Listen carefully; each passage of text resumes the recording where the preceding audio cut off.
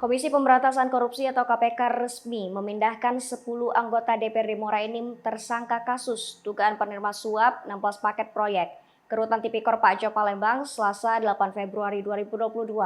Begitu turun dari mobil tahanan, ke 10 anggota DPRD Muara Enim itu menutup rapat-rapat mulutnya.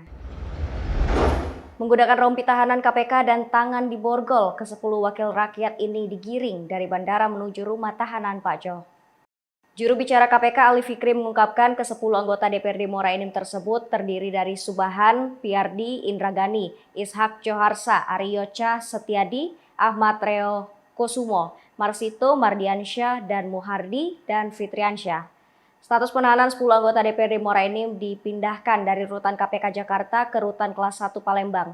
Berdasarkan penetapan Majelis Hakim Pengadilan Tipikor Palembang, kata Ali Fikri saat dikonfirmasi.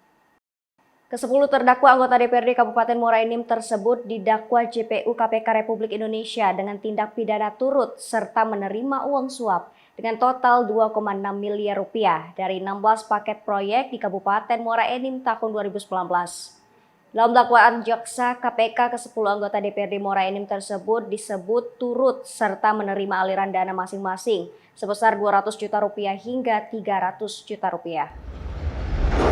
JPU KPK memberikan dakwaan sebagaimana diatur dan diancam dalam dakwaan primer pasal 12 huruf A atau subsider pasal 11 Undang-Undang Nomor 31 Tahun 1999 sebagaimana telah diubah dengan Undang-Undang Nomor 20 Tahun 2001 tentang Tipikor JO pasal 55 ayat 1 ke 1 KUHP.